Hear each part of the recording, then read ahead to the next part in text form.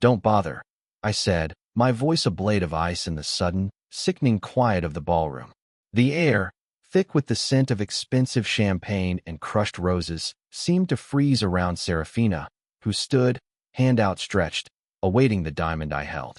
Her phone, which had just shattered the delicate reverence of our engagement ceremony, clattered onto the table as she spun to face me, her face a mask of bewilderment. 100 pairs of eyes, moments ago smiling in warm anticipation, now darted between us, their expressions shifting from confusion to shock. She had just hung up with Rhys, her business partner, after reassuring him that she would rush to his side as soon as this was over.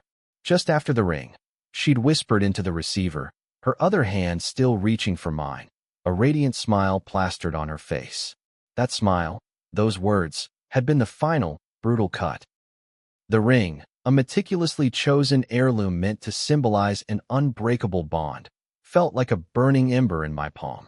I tossed it, a glinting arc, onto the polished stage. It landed with a soft, metallic chime, rolling twice before settling at her immaculately shod feet. I wish you and your partner every success, I stated, my voice low but carrying an undeniable chill that seemed to suck the warmth from the room. Then, without a backward glance, I turned and walked away. What she didn't know then, what she had so completely failed to understand in all our years together, was that I was the unseen architect of her world, the silent investor, the steady foundation. And she had just thrown it all away. 3 days earlier, Seraphina's company, Ascend Dynamics, had been celebrating a week-long victory lap, following the most severe media crisis since its inception. A major security flaw in their flagship product, the Solaris OS, had sent their stock plummeting for 3 consecutive days, plunging the company into a spiral of despair. I'd watched Seraphina work herself to exhaustion, her chronic stomach pains flaring up under the immense pressure. I couldn't bear it. So, I leveraged a long-standing favor from my family, calling in a monumental debt to connect with Caleb, a scion of a powerful European investment fund. Caleb, I'd said, sending him a list of top-tier international cybersecurity firms. I need you to use your fund's name to contact these companies. Get them to issue a joint certification, vouching for Solaris OS security level by 9 a.m. tomorrow. Caleb had raised an eyebrow, scanning the names. That's going to cost a significant amount of goodwill, Ethan. Bill it to my ledger, I'd replied succinctly. 2 hours later, it was done. Then, I'd set about crafting a real crisis management plan, how to steer public opinion, patch the vulnerability, and transform the disaster into a testament to the company's technical prowess. By the time I emailed the detailed strategy to Seraphina, dawn was breaking. As expected, she devoured it like a lifeline, immediately convening her team and executing the plan. Not once did she question the origins of the flawless strategy. The crisis was defused within 24 hours. The joint certification from prestigious organizations completely reversed the media narrative. The detailed recovery plan earned accolades from the tech community, and Ascend Dynamics stock not only recovered, but soared to an all-time high. And so, the celebration began. Everyone was jubilant, relieved to have survived the catastrophe. Seraphina, radiant in the center of the room, held a champagne flute aloft as if she alone had orchestrated the turnaround. To turn this crisis into an opportunity, she announced, her voice ringing clear. I want to thank one very special person. She paused, her gaze sweeping the room before landing on Rhys. In the most pivotal moment, it was his core idea that guided us to the right path. The room erupted in applause. I frowned. Rhys stood beside her, beaming, bowing his head modestly, as if truly deserving of the praise. Young Rhys is a genius, someone murmured nearby. No wonder he's MS. Seraphina's most trusted partner. The accolades flowed like wine. I stood at the edge of the crowd, a glass of champagne in my hand, my face unreadable. She knew perfectly well that email had come from my personal account. Arthur, a board member and an old friend of my father, approached me, lowering his voice. Ethan, this crisis was handled beautifully. Being by Seraphina's side, you must have contributed significantly, didn't you? His voice wasn't loud, but a few nearby guests overheard and glanced over. Seraphina, by coincidence, arrived just then, catching the question. A flicker of awkwardness crossed her face. She chuckled, linking arms with Rhys. Mr. Arthur, don't put pressure on him. Ethan only helped me organize some files. Minor, but quite helpful. Then she turned to me, offering a quick smile. Thank you. Thank you for sending over the data. So she knew. Everyone's eyes shifted. The admiration for Rhys remained, but it was now laced with pity and even a touch of disdain for me. Just a glorified errand boy. Arthur looked as if he wanted to say something, but ultimately just sighed, patting my shoulder. I never imagined that all my efforts, my sleepless nights, my connections, would be reduced to helping organize files. Rhys stepped over, slinging an arm around my shoulder with forced familiarity. Ethan, don't mind her. You know Seraphina, she's a bit sensitive.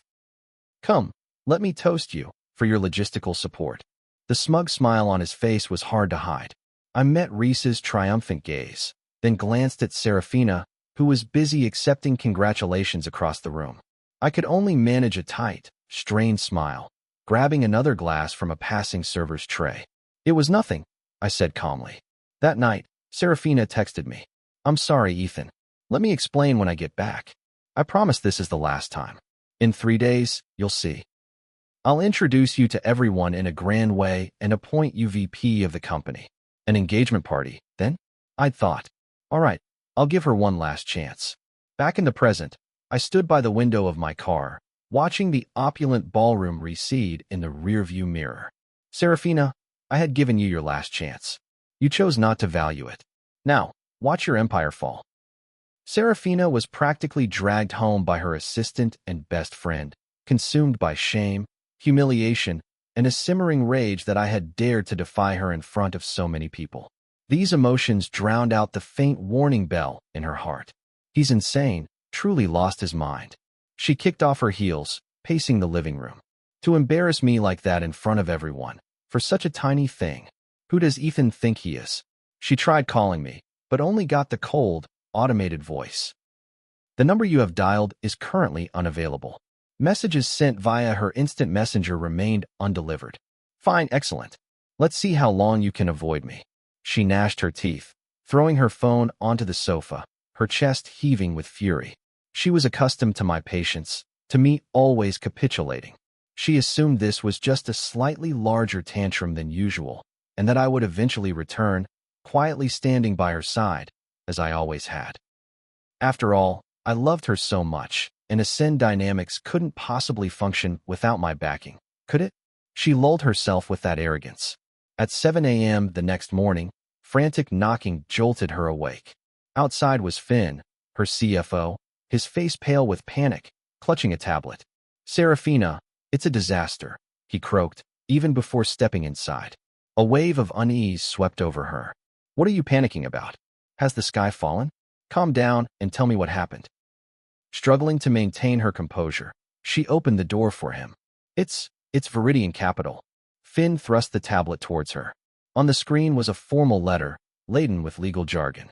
The V family just sent an urgent notice half an hour ago, activating the force majeure clause and special liquidation terms in our contract. They're demanding to withdraw their entire investment from the company, and they've ordered us to complete all capital payments within 72 hours. What? Seraphina snatched the tablet, her eyes devouring every word. The mysterious investor, the V family, who had saved the company from its darkest days, her most stable pillar of support, chose to withdraw funds now. Why? What's the reason? There was no warning. Our last quarterly report was excellent. A dizzy spell hit her. She had to grip the console table in the foyer to steady herself. They just said this is a final decision based on their client's latest strategic risk assessment, and that Ascend Dynamics no longer fits their long-term investment criteria. According to the contract, we have no right to appeal, Finn said, despair in his voice. That investment accounts for over 30% of our cash reserves. If they pull out, our next quarter's budget, partner payments, even employee salaries, everything will collapse. Our cash flow is about to be cut off. Cash flow cut off. Seraphina's mind went blank, as if a deafening roar had exploded in her head. She knew, better than anyone, what that meant. For a rapidly growing tech company, losing cash flow like that was a death sentence. She gripped the edge of the table to keep from falling. Could it be just a coincidence? Right after Ethan left? No, it can't be. How could Ethan possibly influence the V family? This must be a rival taking advantage of the situation. Someone was exploiting her public humiliation at the engagement party, coupled with the damage to the company's image, to launch a sneak attack. Investigate.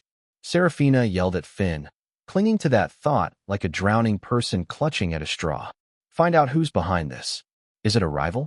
Is Rhys involved? Mentioning Rhys's name, a flicker of irritation crossed her eyes.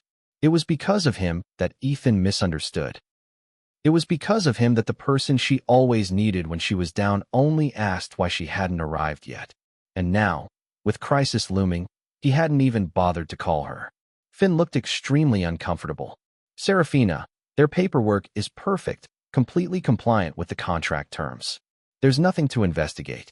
Our priority right now is to raise capital to fill that gap. If this gets out, the banks and suppliers will know, and then, I know. Seraphina cut him off, exasperated. Contact the other shareholders. Call the banks we have good relationships with. Schedule an emergency board meeting.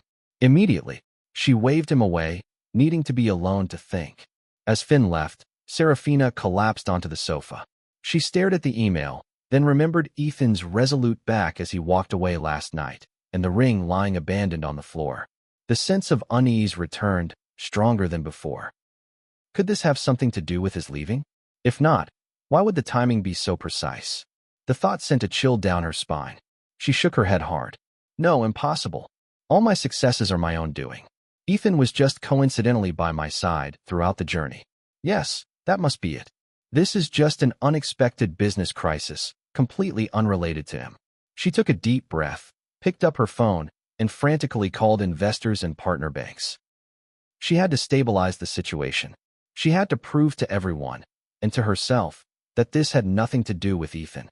Seraphina, the woman once called the Queen of Power, still believed she controlled everything. Yet, each call was met with cold indifference. We'll consider it. Currently inconvenient, to assist. Partners who had toasted her just days before now became distant, heartless strangers. Her last call was to the chairman of a major bank, a man she had known for years, who had benefited significantly from his cooperation with Ascend Dynamics. After listening to her lengthy explanation, he was silent for a moment, sighed, and then uttered a sentence that made her entire world crumble. Seraphina, he said, do you still not understand?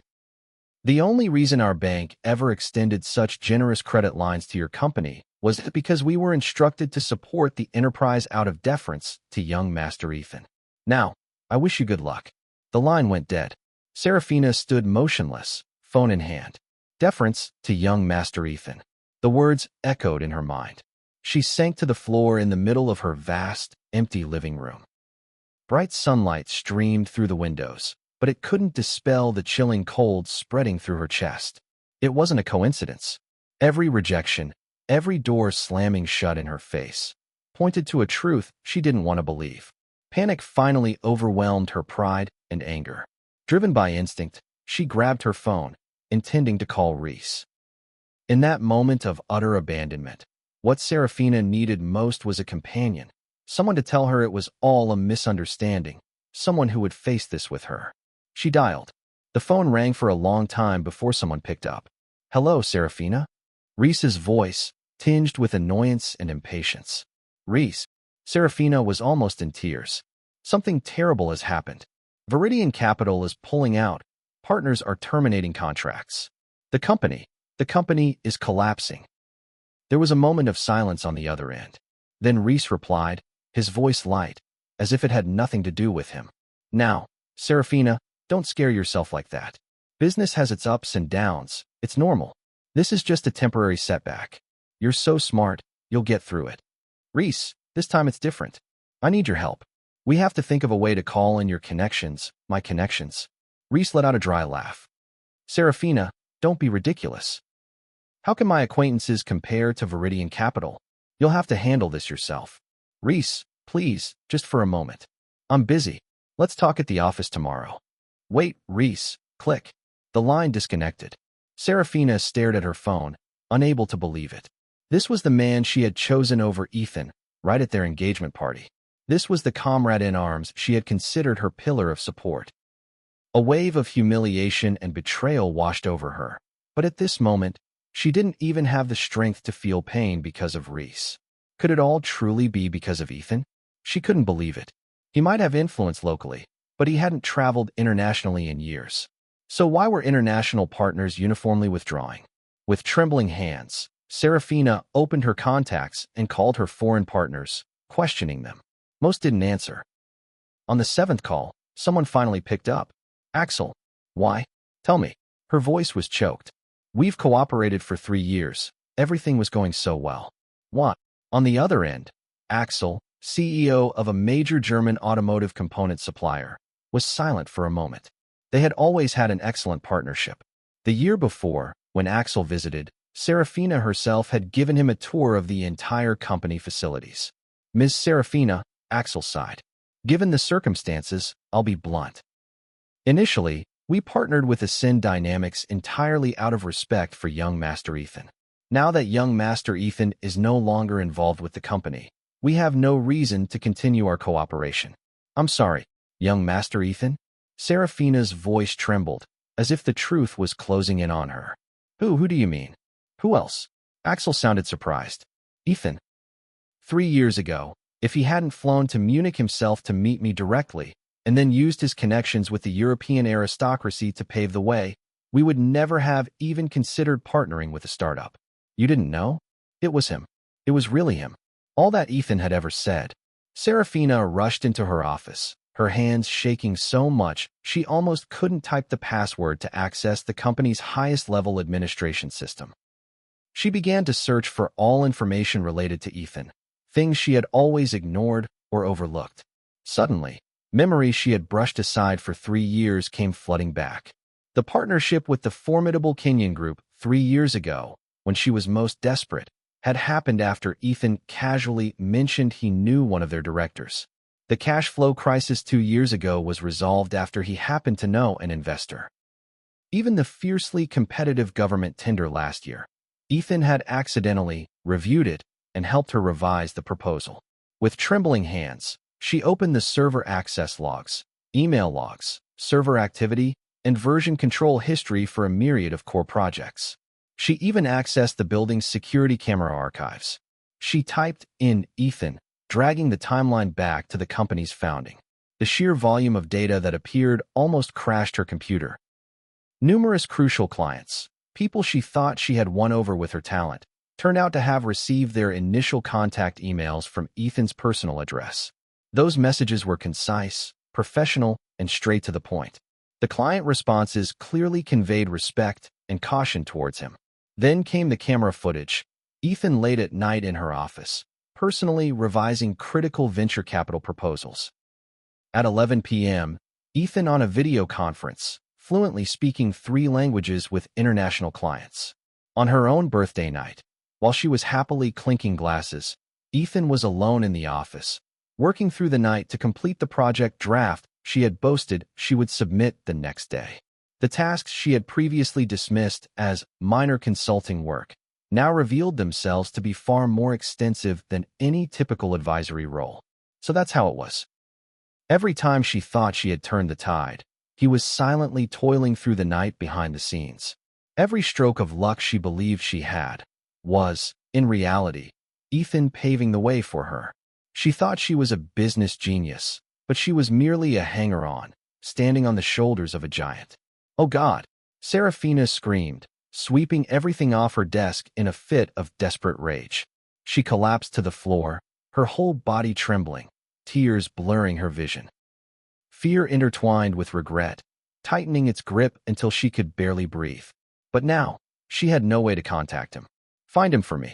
Seraphina yelled into the phone at her assistant, her voice hoarse. Find out where Ethan is, by any means necessary. But, Ms. Seraphina, the company is in chaos. I'm worried about the company.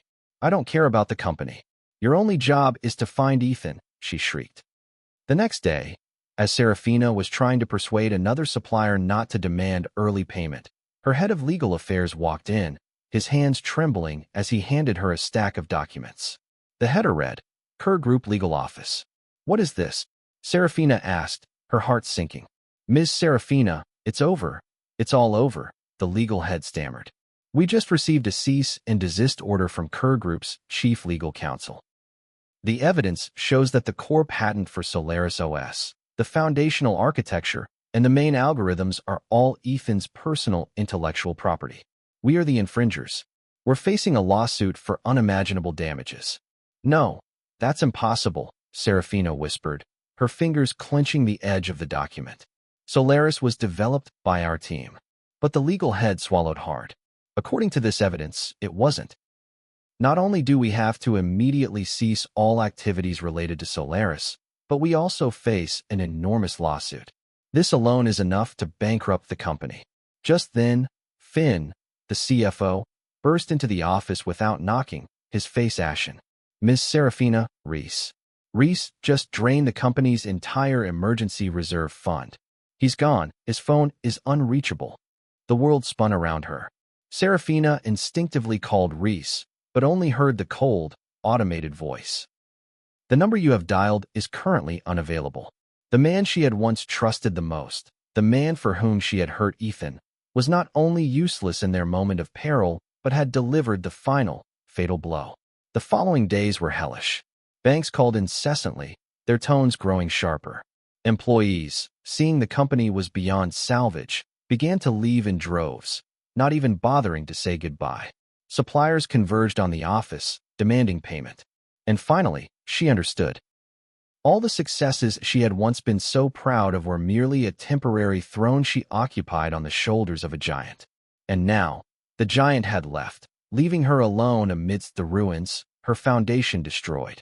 She had not only lost her fiancé, but she had, with her own hands, ruined the giant who had propped up her entire world for so long. Find Ethan. Beg him. Even if I have to kneel and plead, I must. That was her only path, her last choice. She had to shed all her pride, her dignity, everything that constituted her self-respect, to beg the man she had hurt to the core. Even if there was only one chance in a million, she had to try. It was her only remaining hope. Tears streamed down her face, but she felt no sadness, only a bone-deep regret and bottomless despair. The lawyer's letter was the final straw, completely shattering Seraphina's spirit. The headquarters of Ascend Dynamics plunged into chaos. Remaining employees frantically cleared their desks, seeking new opportunities. Suppliers and reporters gathered at the gate. The once brilliant tech empire was now a hollow shell, poised to crumble at any moment. Seraphina did not go to the office. She locked herself in her house, curtains drawn tight. She spent hours re-watching security camera footage, rereading every email she had found. Every image, every line of text, was undeniable proof of her foolishness. Regret, fear, and profound shame tore at her heart. She had been wrong, laughably wrong. The man she had disdained, sometimes even thought beneath her, was the true architect of all that glory. And she, like an idiot, had stood on the very stage he built for her, handing all the spotlight to a smooth-talking charlatan. Ethan, Ethan, she whispered his name over and over. She had to find him. That was the only thought left in her mind. Not as CEO of Ascend Dynamics, but as Seraphina, a woman coming to atone and plead. Using the few remaining connections she had, she finally learned that Kerr Group had established temporary offices on the top floor of the city's most luxurious skyscraper, the Global Financial Tower. The building, a symbol of absolute power and wealth, stood in stark contrast to her own desolation. Seraphina washed her face, put on a powerful black suit. An outfit that once made her feel she commanded everything. She drove to the Global Financial Tower, standing at the foot of the skyscraper that seemed to pierce the very clouds. She felt dizzy. This was Ethan's new world, a world she had never truly understood and now no longer had the right to enter. She approached the reception desk. Hello, I'm here to see Ethan. I'm Seraphina. The receptionist checked a list, then offered a polite smile. I'm sorry, Miss Seraphina, I don't see you on Mr. Ethan's schedule. He is fully booked today and not seeing unscheduled guests. Just tell him I'm here. He'll see me. Seraphina's voice was choked with desperation, attracting the attention of a nearby security guard. I'm sorry, those are the rules. The receptionist smiled, but her smile tightened as she discreetly pressed a security button. Seraphina was escorted to the guest waiting area. She didn't leave. She sat on the soft sofa from morning till noon, and from noon until late afternoon. She silently watched impeccably dressed executives swipe their cards and step into the elevators, each one exuding power and clear purpose. Several times she tried to rush into an elevator, but was politely yet firmly blocked by security. Their eyes on her held a wary suspicion, as if she might cause trouble. She gritted her teeth, waiting. She couldn't leave. This was her last chance. As dusk fell, and the city lights began to twinkle, the private elevator to the top floor chimed softly, and its doors opened. Ethan stepped out. He was no longer the silent advisor who always stood behind her. He wore a perfectly tailored dark gray suit, walking with calm confidence. Around him was a retinue of assistants and, it seemed, bodyguards. He was listening intently to an assistant's report, his gaze focused, his aura so powerfully commanding that Seraphina had never seen anything like it. Ethan, Seraphina cried, rushing towards me, then stumbling and falling right at my feet. I stopped. My team of assistants immediately stepped forward to block her, but I raised a hand, signaling them to halt. I slowly raised my head, my gaze falling upon the woman before me. For 4 years, I had watched her transform from a fledgling entrepreneur into an arrogant CEO, and now into the panicking, desperate figure she was today. Fate's irony was stark. Miss Seraphina? I spoke, my voice cold as ice. What brings you here? Don't call me that. Not from you, she pleaded. Call me Seraphina. I'm your Seraphina, aren't I? I'm no longer interested in that. I shook my head, intending to step past her. Don't go, Ethan. I was wrong. Please let me explain. She lunged, blocking my path again. Explain what? I asked, my voice sharp. Explain how you turned years of my research into your own achievement, or how you chose that useless parasite's name over mine, time and again. Just thinking about it, the anger flared within me, but I also silently vowed, Rhys won't escape the consequences either. Ethan, I'm sorry, I'm truly sorry. Seraphina burst into tears. For all that was between us. All that was between us. I cut her off. Did you ever think about that when you abandoned our engagement ceremony to run after him? When you handed over my credit to him? She sobbed, her words broken. Now I truly know I was wrong. I was blind, foolish. I should never have treated you that way. I should never have elevated someone like Rhys, nor dismissed everything you did for me. Please have mercy on Ascend Dynamics. Have mercy on me. It's my whole life. She reached out to touch my hand, but I subtly leaned away. Ms. Seraphina, I said dispassionately, this is a workplace. Please maintain appropriate conduct. Don't call me that. She shook her head frantically, tears streaming down her face. Ethan, we were together for so many years, so many memories. Can you truly discard all of it? Was nothing you ever did for me real?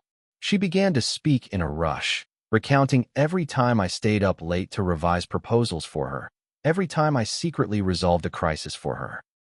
Each memory now only made her current predicament more tragic. Ascend Dynamics was our dream.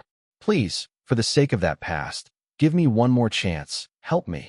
Please. I watched her collapse, weeping uncontrollably, but I merely stood there, my face unwavering. When her sobs subsided, I spoke calmly. Regarding business matters, there will be a press conference tomorrow at 9 a.m., announcing the acquisition on the top floor of the Global Financial Tower.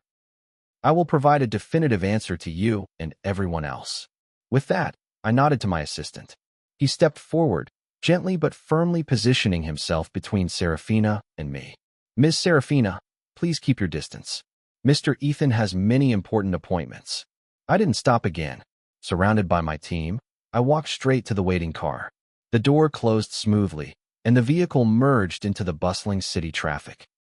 Seraphina stood alone in the grand lobby, the curious glances of passers-by pricking her skin like needles. And finally, she understood completely. The Ethan who once loved her more than anything was dead. Before her now was only Ethan, the giant of the financial world. Her pleas, tears, and regrets were worthless dust in his eyes. All that awaited her was tomorrow's press conference, the final public execution. Over a month earlier, Seraphina had been buried in work at the office until late at night. I knew she was there, and I knew her chronic stomach pains were flaring up again from stress. I stopped by her favorite gourmet food store, bought a portion of premium chicken and saffron rice soup, then went to the pharmacy for her medication. When I pushed open her office door, Seraphina was grimacing, one hand clutching her stomach, eyes glued to her computer screen in pain. "Eat something before you continue," I said, placing the soup and medicine on her desk. I opened the container, and the warm aroma filled the room. Seraphina looked up at me, managing a weak smile. "Just leave it there. I'll eat as soon as I'm done." Then she bent back over, her fingers flying across the keyboard.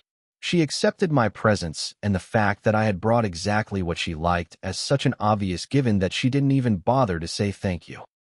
I stood there for a while, watching her occasionally sip a spoonful of soup before returning to work, my faint hope that she would stop for a proper meal slowly fading. Just then, her phone rang. It was Rhys. She immediately put down her spoon and answered. Her voice was incredibly soft. "Rhys, what's wrong?" I couldn't hear his reply, but I saw her expression shift to one of deep concern. "Don't be sad. Everything's over." "I know, but we got through it, right? Where are you now? Drinking alone?" "Don't do that. I'll be right there." She hung up, quickly grabbing her jacket and handbag. The bowl of soup was still almost full. "Where are you going?"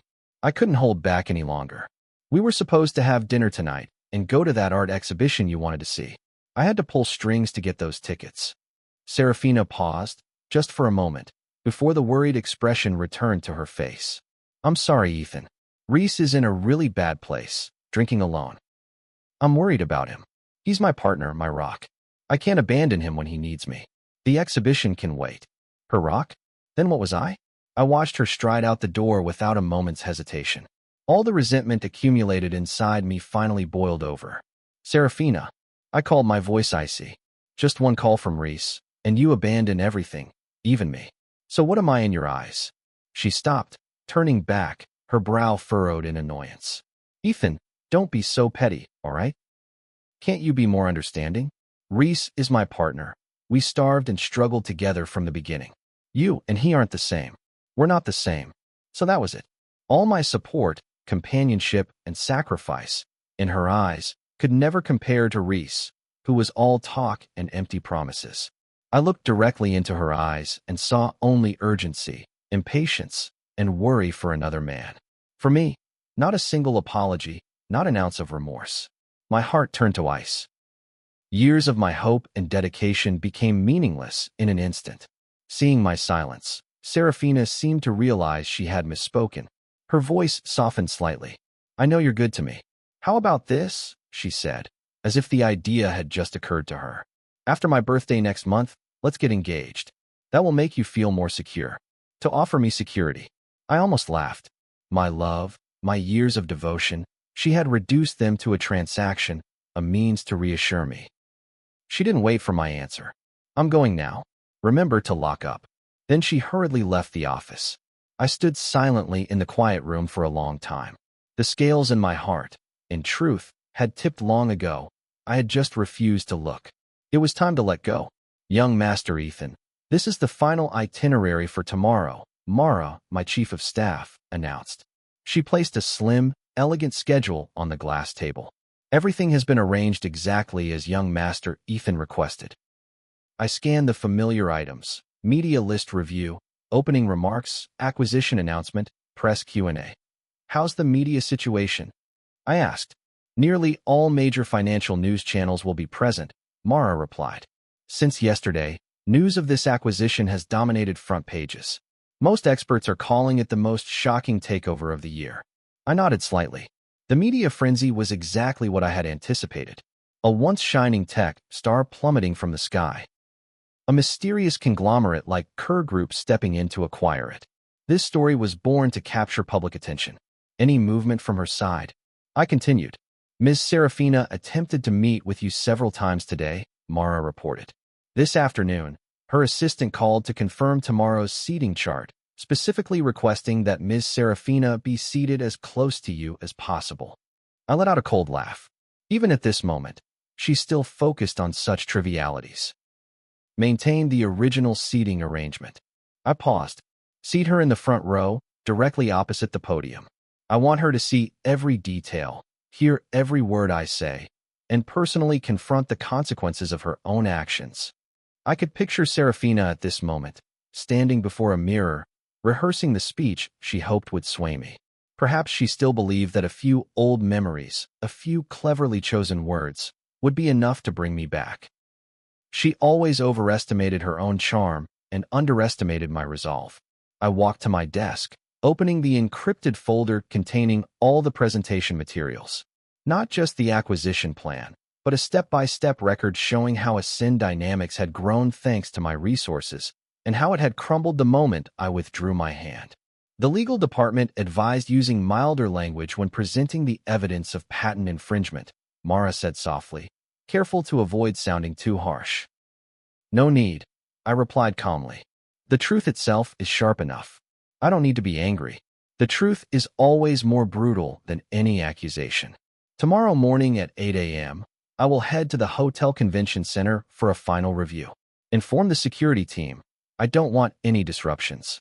Already arranged, Mara nodded. Our people will control the entire venue, front and back. All audio and visual equipment has been checked and secured. I nodded, satisfied. I had prepared for every contingency, including whatever Seraphina might try. Oh, and discreetly pass Rhys's whereabouts to the police. But before that, have someone give him a little warning. Thinking of him still irritates me, I added. If he escapes, the ending won't be fitting. Rest assured, young Master Ethan, Mara replied. He can't go far. We've been monitoring him constantly. He's currently hiding, unsure of his next move. She was right. Committing a crime and fleeing were two very different things. We had intentionally kept him in a state of panic, denying him the clarity to surrender, even planting the idea of fleeing the country in his mind. After all, domestic fraud was one thing. Escaping internationally with stolen money was another. Look what happened to Victor Chun of Apex Group. He was given a chance, but the moment he tried to move assets abroad and flee, he was brought down without mercy. Tonight, Seraphina would surely be sleepless. She would toss and turn, replaying every scenario, desperately trying to salvage something from the wreckage. As for me, I would sleep soundly.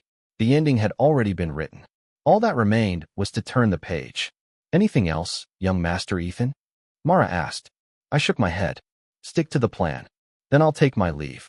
Have a good rest, young master. She bowed slightly, then exited the office. I stood alone before the window. Tomorrow would not just be the end of Ascend Dynamics. It would also be the end of me as Ethan, the man who always quietly stood behind Seraphina. From tomorrow onwards, people would only know me as the giant at the head of Kerr Group. Tomorrow's judgment would be the final lesson I taught Seraphina, a lesson in respect, in value, and in the boundaries she should never have crossed. Somewhere across the city, perhaps Seraphina was standing before a mirror, rehearsing her last desperate speech, still deluding herself that she had a chance. She had no idea that in this chess game, she had run out of moves long ago. The night before the verdict, one person was restless, unable to sleep. The other was utterly calm. Tomorrow, the court would open in the grand ballroom of the Grand Elegance Hotel. Cameras were set up in rows like an execution squad. Financial experts whispered amongst themselves, everyone tense. The moment I stepped onto the podium, the room fell silent. Hundreds of eyes fixed on me, a mixture of curiosity, astonishment, and awe. For the first time, they saw the face behind the legend known as Kerr Group. Good morning, everyone. My voice, amplified by the microphone, filled the room. After a few brief introductory remarks, I went straight to the heart of the matter. I didn't need a script. Every number, every milestone, was etched into my memory.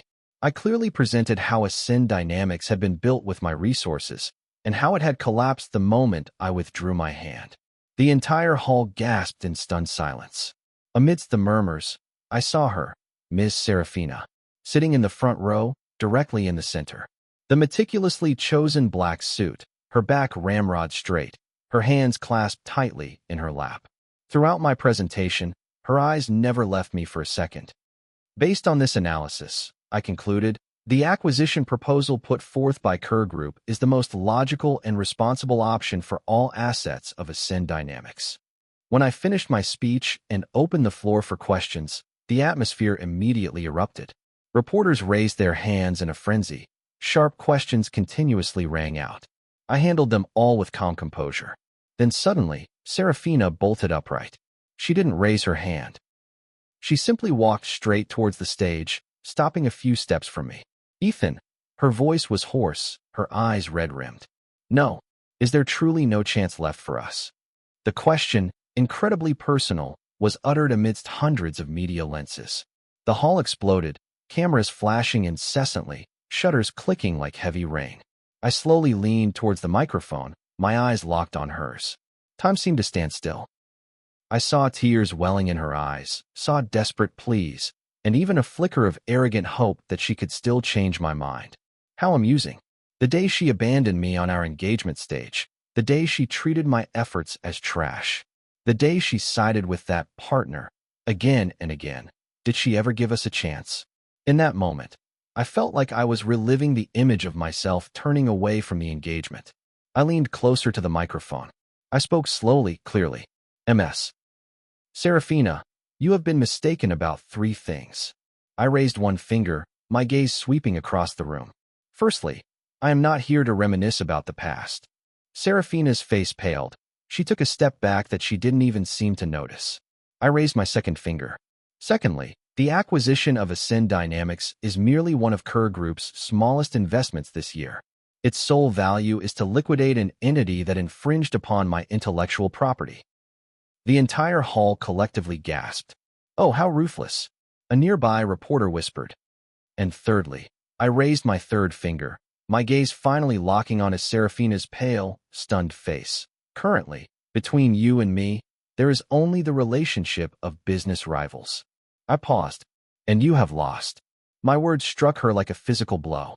Seraphina staggered, barely managing to stay on her feet. The last flicker of hope in her eyes died out, replaced by utter despair. I didn't give her a second to recover. I signaled my technical team to transition to the next slide. Now, allow me to illustrate these points with data. The large screen behind me lit up, displaying a series of brutal charts and figures. Ascend Dynamics stock performance before and after my withdrawal. The original patent registration files for the core technology. The origins of the first crucial funding rounds. All watermarked LC Capital. This is the first source code submission for Solaris OS, I said. Next slide. The timestamp on the screen predated Ascend Dynamics' founding by years. And this is the part Ms. Seraphina's genius team supposedly developed themselves.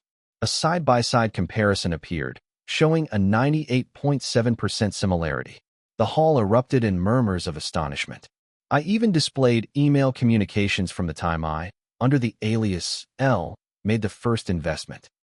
Each piece of evidence was a hammer blow, shattering Seraphina's last hope and simultaneously demolishing the aura of business genius she had once worn. The murmurs in the hall gradually shifted from pity to contempt. Based on these facts, I concluded, Kerr Group's acquisition of Ascend Dynamics is not only logical but necessary. This is not merely about protecting intellectual property. It is about restoring market order. I closed the dossier, a signal to end the press conference. But just as I was about to turn and leave, Seraphina let out a choked sob. Why? She looked up, her face streaked with tears. Why are you doing this to me? I did not answer. I merely stood and watched as the security team gently, but firmly escorted her out of the hall. Flashbulbs followed her disgraced figure until she disappeared behind a back door. Throughout the room, the sounds of cameras and chaotic whispers reverberated. Thank you all for coming. I nodded slightly, then stepped down from the stage. Get that headline. A reporter yelled into his phone. Tech Queen falls. Hidden tycoon emerges to end it all. As I walked out of the hall, Mara approached. Young Master Ethan, should we have someone monitor Ms. Seraphina further? No, I shook my head. Just ensure she gets home safely. After that, she is no longer relevant to us. The long drama had finally concluded. The press conference became a media sensation. Every major newspaper ran front-page stories, calling it the acquisition of the century, giving me titles like the ultimate predator of the financial world and the coldest player in the market. Companies that had once partnered with Ascend Dynamics rushed to issue statements distancing themselves from the scandal. In just 3 days, I received 17 new partnership proposals from corporations eager to align with Kerr Group's influence. The world was simple and brutal. When you displayed absolute power, everyone wanted to be on your side. All of Ms. Seraphina's personal assets have been frozen, Mara reported, as the following week passed. The bank has begun liquidation procedures. She moved out of the villa yesterday and is now living in a small apartment in the city's West End. I stood by the floor-to-ceiling window, my finger tapping lightly on the glass.